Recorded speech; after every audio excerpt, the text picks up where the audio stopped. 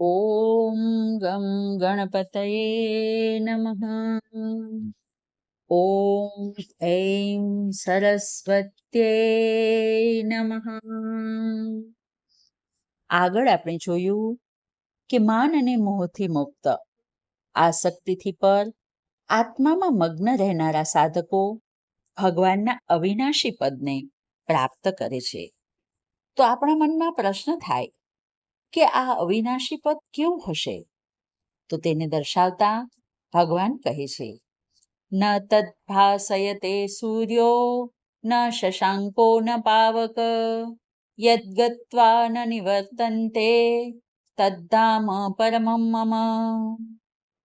જ્યાં સૂર્યનો પ્રકાશ નથી, જ્યાં ચંદ્ર અને અગ્નિ પણ નથી, અને જ્યાં ગયા પછી પુનરાવર્તન થતું નથી, તે મારું પરમધામ છે. દ્રશ્ય જગતમાં સૂર્ય સમાન તેજસ્વી અન્ય કોઈ ચીજ નથી, પરંતુ પરમધામને પ્રકાશિત કરવામાં સૂર્ય અસમર્થ છે. તો પછી ચંદ્ર અને અગ્નિ તો સમર્થ ન જ હોય એ સ્વાભાવિક છે. એટલે એનો અર્થ એવો ન કરવો જોઈએ કે ત્યાં ઘોર અંધારું હશે. આ ધામ સ્વયં પ્રકાશિત છે, કારણ કે ત્યાં બ્રહ્મજ્યોતિ સ્વયં છે.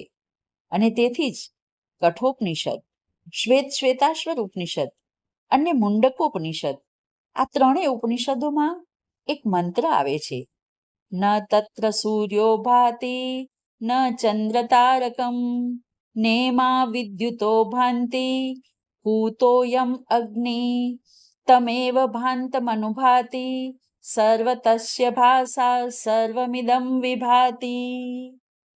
ત્યાં નથી સૂર્ય પ્રકાશતો, નથી ચંદ્ર, તારા કે વીજળીઓ પ્રકાશતી. તો અગ્નિ તો ત્યાં કેવી રીતે પ્રકાશી શકે? તેના પ્રકાશ વડે જ આ સર્વ પ્રકાશે છે. તેના પ્રકાશ વડે જ સર્વ દેખાય છે. અને આવા ધામની કે પદની પ્રાપ્તિ એ પરમપદની પ્રાપ્તિ છે.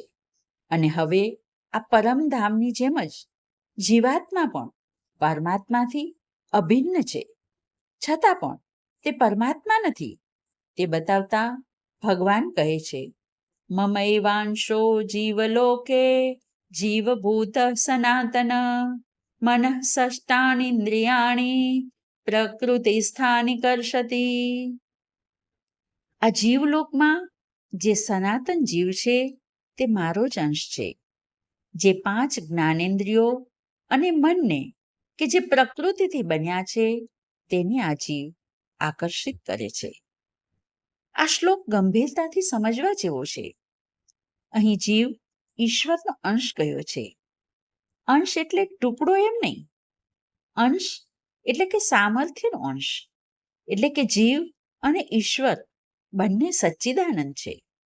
બંનેની સત્તા સનાતન હોવાથી સત છે, બંને જ્ઞાનરૂપ હોવાથી ચિત છે, અને બંને આનંદરૂપ છે. પરંતુ જ્યારે જીવ મન તથા ઇન્દ્રિયોની સાથે યુક્ત થાય છે, આકર્ષિત થાય છે, ત્યારે તે ઈશ્વરથી વિમુખ થઈને પોતાના મૂળ દિવ્ય સ્વરૂપને ભૂલી જાય છે. તે પોતાને કરતા ભોગતા સુખી દુઃખી માનવા લાગે છે, અને મન સહિત ઇન્દ્રિયોને પોતાની માનવાને કારણે અનેક યોનિઓમાં કેવી રીતે ઘૂમે છે તે દર્શાવતા ભગવાન આગળ કહે છે, શરીરમ યદ્વાપ્નોતિ યચ્ચાપ્યુત્ક્રામતીશ્વર ગૃહીત્વૈતાની સંયાતિ વાયુર્ગંધા નિવાશયાત. જેમ વાયુ પોતાની સાથે ગંધને લઈ જાય છે, તેમ જીવાત્મા જે શરીરને પ્રાપ્ત કરે છે અને તેનો ત્યાગ કરે છે, ત્યારે બધી ઇન્દ્રિયો અને સંસ્કારોને ગ્રહણ કરીને તેની સાથે લઈ જાય છે. ભગવાને અહીં 3 શબ્દો દ્રષ્ટાંતના રૂપમાં આપ્યા છે, વાયુ, ગંધ અને આશય. વાયુર્ગંધા નિવાશયાત. જેવી રીતે ફૂલમાં રહેલી સુગંધ વાયુ પોતાની સાથે લઈ જાય છે, તેવી જ રીતે જીવ જ્યારે શરીર ધારણ કરે છે ત્યારે તે પોતાની સાથે મન અને ઇન્દ્રિયો લાવે છે અને શરીરના વિલયના સમયે પુષ્પમાંથી સુગંધની માફક મન અને ઇન્દ્રિયોને પોતાની સાથે લઈ જાય છે. આજે બસ આટલું જ. હરિ ઓમ.